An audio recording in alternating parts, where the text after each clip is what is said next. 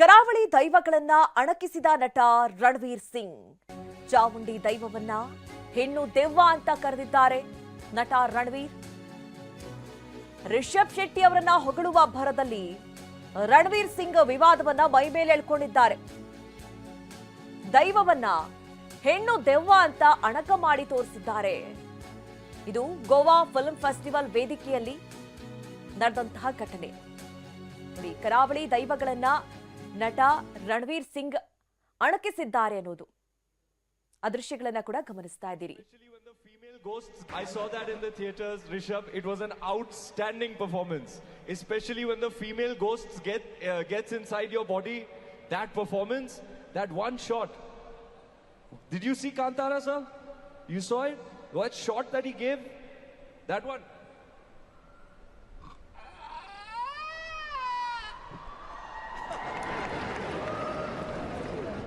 Anybody here want to see me in Kantara 3? Tell this guy. Tell him. I saw that in the theaters, Rishabh. It was an outstanding performance, especially when the female ghosts gets inside your body. That performance, that one shot. Did you see Kantara, sir? You saw it? What shot that he gave? That one.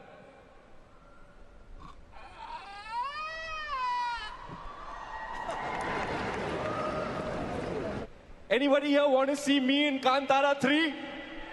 Tell this guy. Tell him. Chamundi ದೈವವನ್ನ ಹೆಣ್ಣು ದೆವ್ವ ಅಂತ ನಟ ರಣವೀರ್ ಸಿಂಗ್ ಹೇಳಿದ್ದಾರೆ. Bollywood ನಟನ ವಿರುದ್ಧ ದೈವಾರಾಧಕರು ಆಕ್ರೋಶವನ್ನ ವ್ಯಕ್ತಪಡಿಸಿದ್ದಾರೆ. ದೈವಾರಾಧಕರಿಗೆ ಮಾಡಿದ ಅಪಮಾನ ಇದು.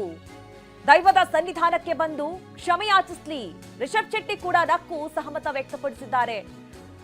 ಅವರ ಮೌನವೂ ಕೂಡ ಅನುಮಾನ ಮೂಡಿಸುವಂತಿದೆ ಅಂತ TV9ಗೆ ದೈವಾರಾಧಕ ಕಮಲಾಕ್ಷ ಗಂಧಕಾಡು ಹೇಳಿಕೆಯನ್ನು ಕೊಟ್ಟಿದ್ದಾರೆ.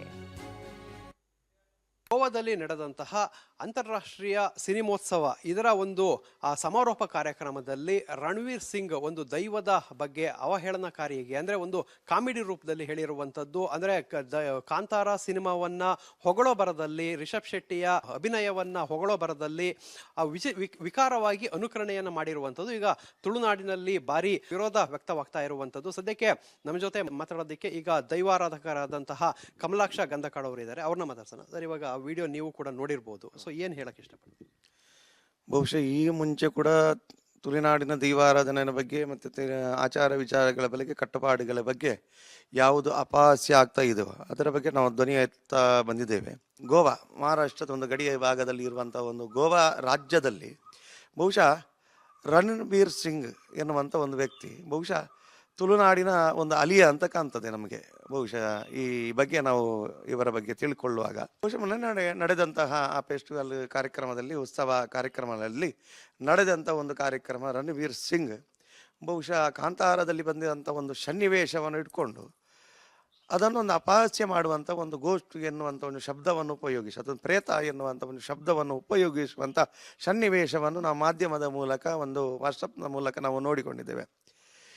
ಇದು ಬಹುಶಃ ನಮ್ಮ ಇಡೀ ತುಳುನಾಡಿನ ದೈವಾರಾಧಕರೇ, ಶಾಕಿರಿ ವರ್ಗದ ಒಂದು ಖಂಡನೀಯ ವಿಷಯ ಅಂತ ಹೇಳುವುದು ಈ ಬಗ್ಗೆ.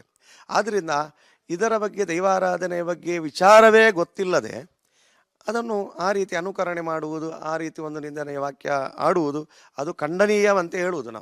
ನಾನು ಹೇಳುವುದಂದರೆ ಇದು ಒಂದು ಇಡೀ ಜಗತ್ತೇ ಸೇರುವಂಥ ಒಂದು ವಿಶೇಷವಾದಂಥ ಚಲನಚಿತ್ರ ಉತ್ಸವದ ಮಾಧ್ಯಮ. ಆ ಮಾಧ್ಯಮಗಳಲ್ಲಿ ಬೇರೆ ಮಾಧ್ಯಮಗಳಿಲ್ಲ ನಮಗೆ. ಅದಕ್ಕೆ ಸಂಬಂಧಪಟ್ಟಂತಹ ವ್ಯಕ್ತಿಗಳೇ ಅದರ ಮುಂದೆ ಕುತ್ಕೊಂಡಿದ್ದಾರೆ. ರಿಷಬ್ ಶೆಟ್ಟಿ ಅಲ್ಲಿ ಮುಂದೆ ಕಾಣ್ತಾ ಇದ್ದಾರೆ ನಮಗೆ ನೋಡುವಾಗ ಆ ಮಾಧ್ಯಮಗಳಲ್ಲಿ.